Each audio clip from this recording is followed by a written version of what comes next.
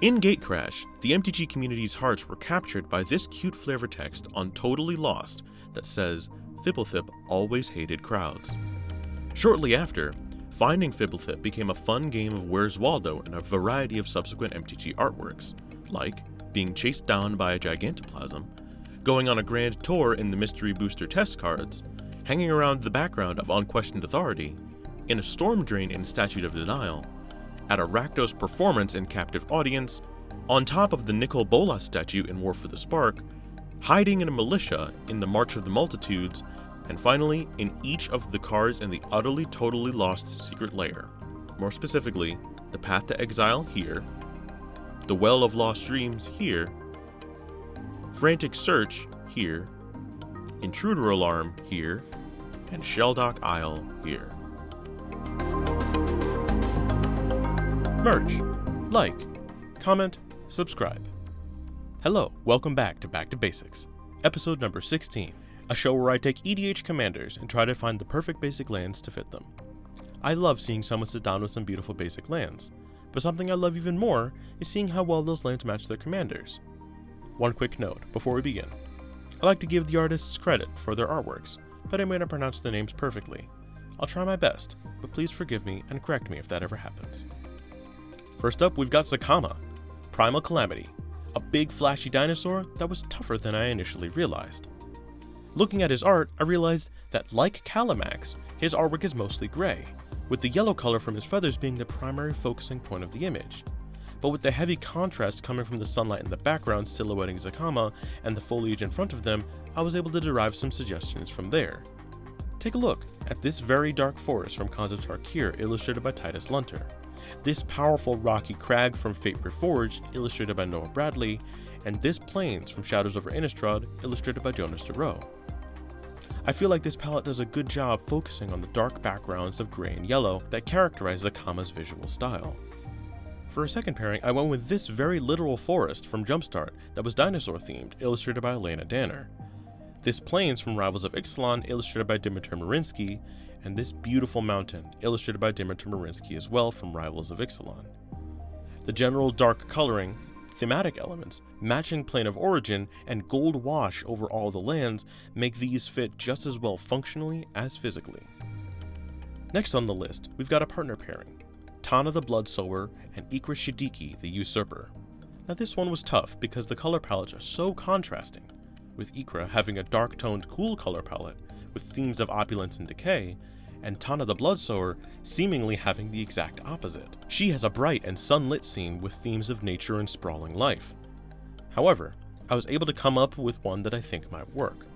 Check out this mountain from Mirrodin Besieged, illustrated by Tomasz Jadruszek, this swamp from Time Spiral, illustrated by Vance Kovacs, and this forest illustrated by Craig Mullins from Time Spiral as well. The thing I liked about this pairing is that it combines the writhing of the sapperling creature in Tana's artwork with the dark and moody elements of Ikra, that when all put together, it looks like a large tangle of decay, which I think fits both partners. Next on the list, we've got Chainer, Nightmare Adept from Modern Horizons 2. The thing I noticed about Chainer when looking at his artwork is the hues of deep blue and purple that come from the snakes he's summoning while he's spinning his chain. So keeping to a dark purple and gray-black color palette was necessary to me. And I found two potential pairings, starting with this swamp illustrated by John Avon from Unhinged, and this mountain illustrated by John Avon from Unstable. The unset lands are truly beautiful, but they offer a rare opportunity when they are noted for their underlying deep purple hues.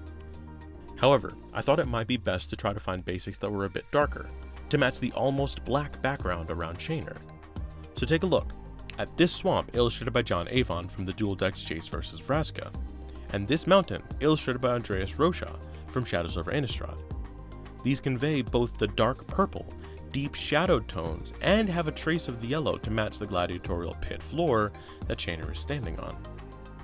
Next up, we've got Vadrok Apex of Thunder from Ikoria. Vadrok is one of those commanders from a set that had huge colorful monsters, with tons of card types and loud, bright imagery. The thing about Vadrok is how deliberate the colors appear to be on the frame. The reds don't share space with the blues, and vice versa.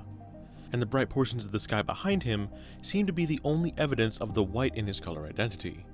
So I wanted to find lands that were high contrast, held all 3 colors in them, and were more uncut and untamed nature environments to match.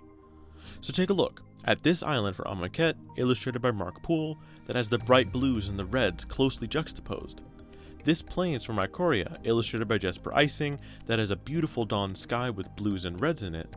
And this mountain, designed by Veronique Megnaud from Zendikar. All of these have the red, white, and blue colors that fit his color scheme while also feeling very unexplored, which also fits Vadrok's vibe very well.